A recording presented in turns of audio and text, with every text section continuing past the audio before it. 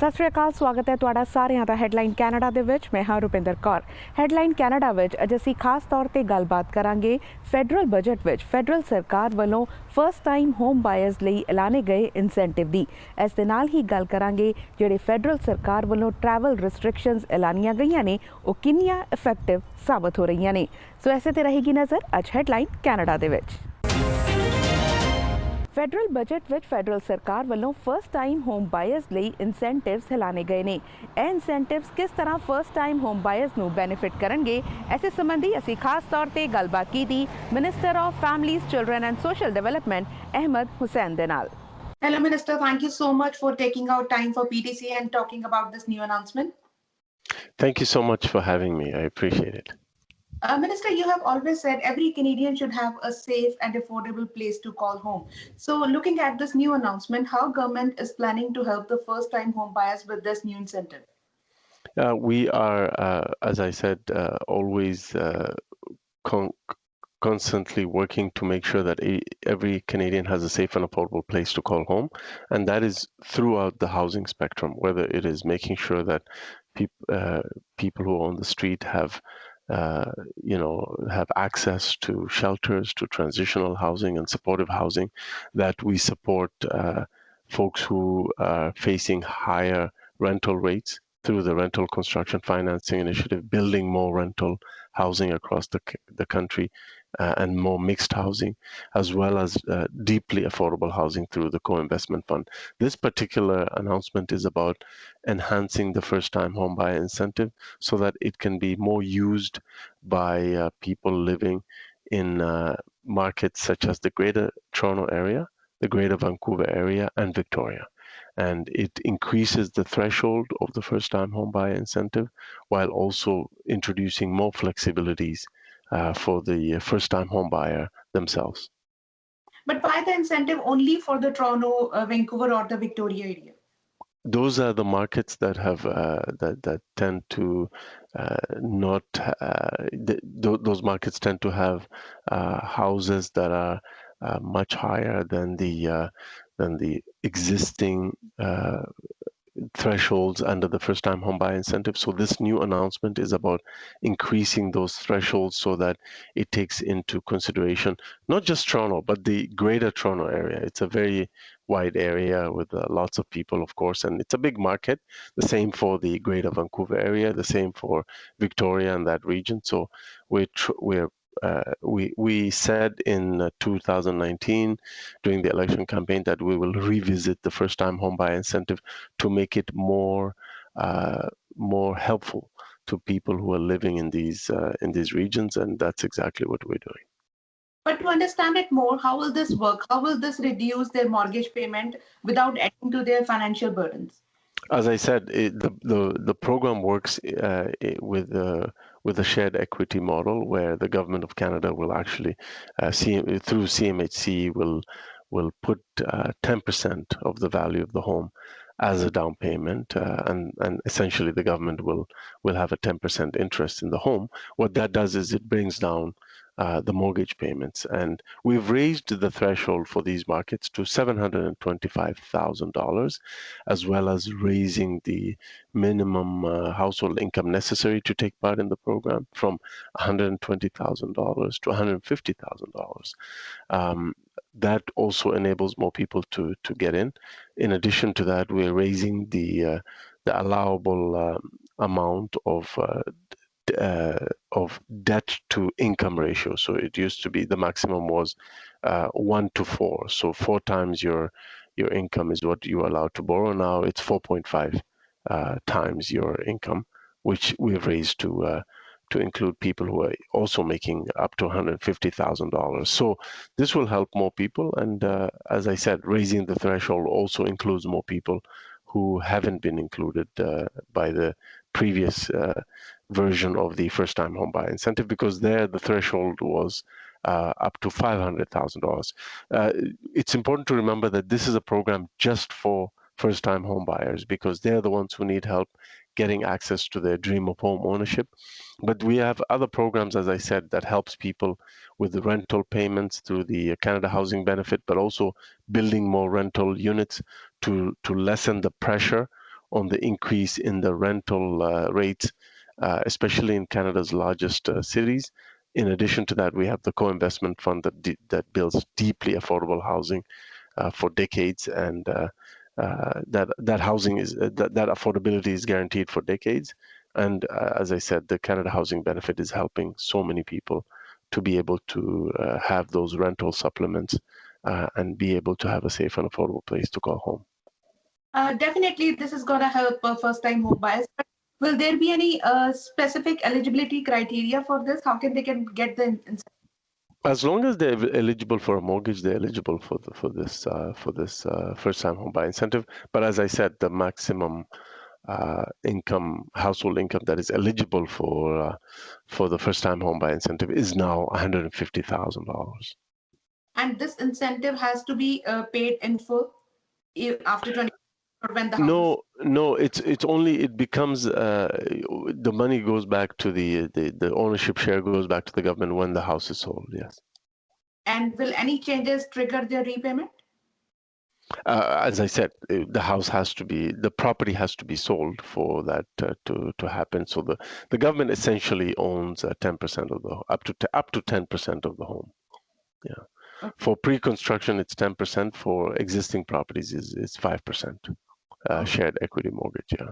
What that does is it lowers the mortgage payments. It also, in new homes, if the government is putting down 10% of the value of the home and the proponent is the family or the individual is putting another 10%, that also eliminates their need to pay mortgage insurance payments every month. So it really lowers the mortgage payments as well as the overall costs for the family. Okay, Mr. I would also like to know about the benefits announced for the seniors in this budget. So, Yes. Looking at the other benefits announced for seniors, how is government helping seniors live independently in their homes and providing dignified support for the seniors?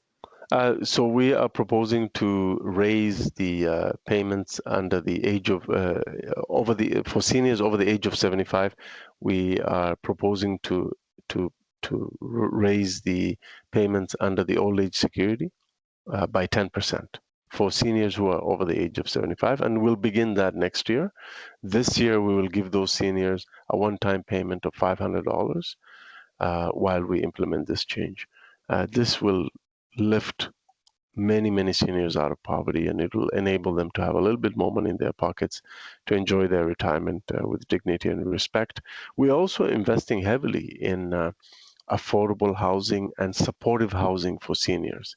Through the National Housing Co-Investment Fund, we build affordable housing specifically geared towards seniors, and we've done that in so many communities, and we'll continue to do that. These are for seniors who want to live independently, who want to live within their communities, but who need a little bit more support in terms of the kind of housing that they have access to. This is one kind of benefit for seniors, but there are many seniors who are living in long-term care homes. So Yes. is there further benefits announced to enhance the higher standards of those long-term care homes? Absolutely. Even before Budget 2021, we have invested immensely to ensure that there is more supports for seniors in long-term care centers, that their quality of their care is improved. We are determined to continue to introduce national standards for long-term care centers, because we want to make sure that our seniors are treated with dignity and respect. And this budget proposes to spend an additional $3 billion specifically targeted to improving the conditions of seniors living in long-term care centers. Well, Minister, thank you so much for taking out time for PTC and talk about this first-time homebuyer incentive and support for seniors. Thank you so much and stay safe. Thank you so much. Bye-bye. ਸੋ ਹੁਣ ਸਮਾਂ ਹੈ ਇੱਕ ਛੋਟੀ ਜਿਹੀ break ਦਾ। Break ਤੋਂ ਬਾਅਦ headline Canada ਦਾ ਸਫ਼ਰ ਇਸੇ ਤਰ੍ਹਾਂ ਜਾਰੀ ਰਹੇਗਾ। ਤੁਸੀਂ ਬਣੇ ਰਹੋ ਸਾਡੇ ਨਾਲ।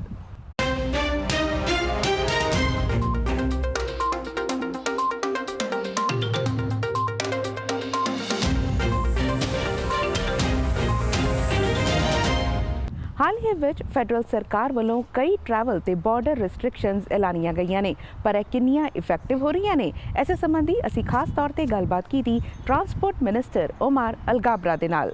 Hello, Minister. Thank you so much for taking out time for us. It's good to see you again. Thank you for your time. Minister, there is a lot of discussion on the travel measures and its effectiveness. The federal government has been defending its border measures, which include pre-departure testing, testing on arrival, and 3 days mandatory hotel quarantine. But if we look at the data, more than 5,000 travelers have been tested positive since February, which is a big concern. Thank you again. I know this is something that a lot of Canadians are worried about because we're all trying to deal with this third wave of COVID-19, and we want to do our best to curb the spread of the virus. So you and I talked about this before, about the various layers of measures that we've implemented at the border, and you named some of them. You know, pre-departure testing, testing upon arrival, 3-day hotel quarantine, test on day 8, then finish the quarantine for 14 days. And this regime of layers has given us not only extra level of protection, and by the way, let me just say, this is the toughest regime in the world. If you compare other countries, some countries have similar measures, but not the entire layers of measures that we have. And this regime has really given us not only protection, but also access to data. So based on the data and the data that we're collecting from testing people prior to, we're getting the results from prior on arrival, day 8. And what we are seeing is that Canadians, first of all, we've seen a significant reduction in travel. Today, we 95% reduction in travel at airports. That's almost down to 0, right? So that's the only people who are traveling. Canadians are listening. The only people who are traveling are essential workers or Canadian citizens coming back home. I will never stop a Canadian citizen from coming back home, but I ask everybody who's coming back to follow those protection. So the data that we have, all of those people that you say, they add up to about less than 2%. Less than 2% of travelers are tested positive. And then we don't just say, okay, you're positive, then you can go mingle with the community. No, there's a regime of protection, like quarantine, like isolation. So we feel very confident. So those 5,000 people were not let roam into the community. And if you look at the data, not only from airports or travelers, but the broader community data, you see that 1.5% of infections in the community is associated with travel. 98.5% is coming from community spread. So what that tells me is that, sometimes a virus slips through, a sneaky virus, right? So somebody doesn't follow the rules. Somebody maybe interacts with their family member when they shouldn't, and then that family member gets infected. But what that tells me is that we need to do more on community spread than we currently doing. Because travel, while yes, we need to keep an eye on it and maybe adjust as we need to, but it's very low compared to the community spread. And if we want to focus our effort, if we want to be smart about it, we protect the borders for sure. And we always assess, yes, but we also know we should follow what the data is telling us. And the data is telling us that most of the spread is happening in the community. Minister, as you mentioned, there is a regime and these travelers were not allowed to go out and mingle with the community. But while travelers are required to quarantine at a government-approved hotel, many avoided the quarantine by opting to pay a fine instead. Why is there a provision to pay the fine and move out? So, there might be some who are breaking the rules and they are being fined $3,000. I would not advise anybody to do this.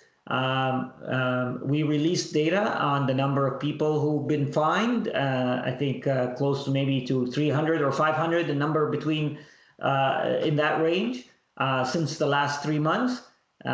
But I want to caution people. Not only are they at risk of paying $3,000 or upwards of $5,000, but there could be a risk of being prosecuted under other laws. So this is not an advisable thing, and it's these individuals who make it harder for the rest of society to follow rules when they hear about these type of violations. So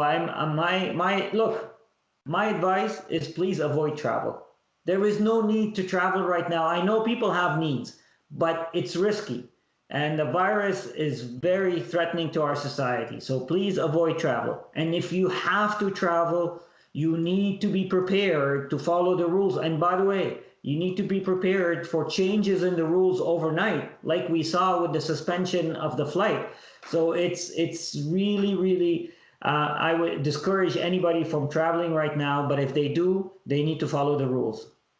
Minister, as you mentioned about the suspension of flights from India and Pakistan, but Ontario Premier have been calling for more stronger measures and suspend arrival of all international travellers, especially international students. So is government considering that? Yeah, so I just told you, we've actually slimmed down travel down to by 95%. So we're down now to 5% of what it normally is.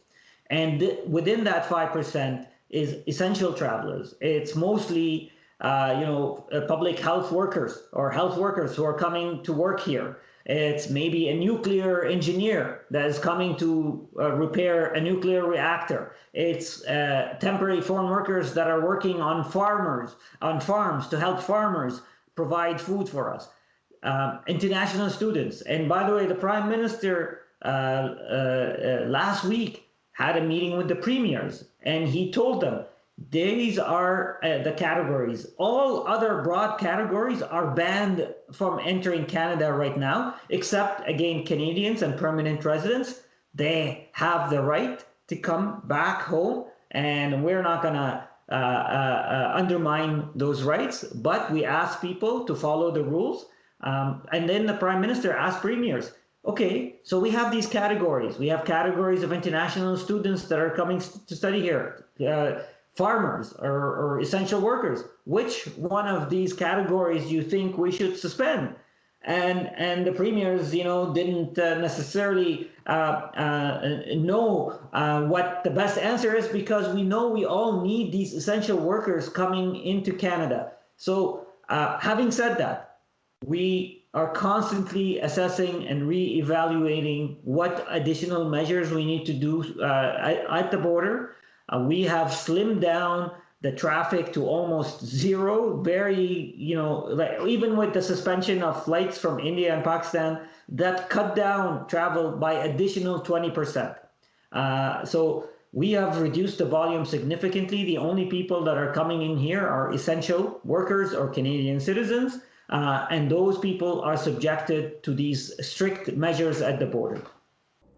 Minister, you just had a meeting with the transport counterparts of other countries. So how soon we can see safe and gradual reopening of international travel? And is government considering to align a policy for vaccine passports with international allies? Thank you for that question. Actually, this morning, yes, I met with G7 ministers of transport to discuss the eventual restart of the travel sector, because we know that these measures today are temporary, and we're all looking forward, honestly, to the day when we get to restart our travel sector. We get, it's not only to allow people to see families and travel on vacation, but also a lot of jobs depend on it. And we are having these discussions. And within these discussions, we're talking about what type of gradual reopening, what steps to take, what tests, what precautions, what vaccination certificates are needed. So all these measures are being worked on.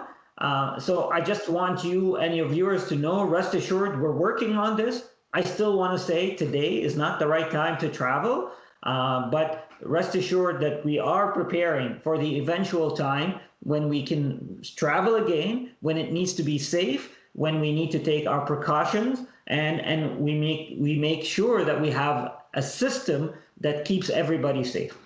Thank you so much, Minister, for taking our time for PTC and talking about these travel restrictions and its effectiveness. Thank you so much and stay safe. Thank you very much for your time. ਸੋ ਹੁਣ ਤੱਕ ਲਈ ਬਸ ਇੰਨਾ ਹੀ। ਫਿਲਹਾਲ ਮੈਨੂੰ ਦਿਓ ਇਜਾਜ਼ਤ। ਤੁਸੀਂ ਰੱਖੋ ਆਪਣਾ ਖਿਆਲ ਤੇ ਦੇਸ਼ ਦੁਨੀਆ ਦੀਆਂ ਖਬਰਾਂ ਲਈ ਬਣੇ ਰਹੋ PTC ਦੇ ਨਾਲ।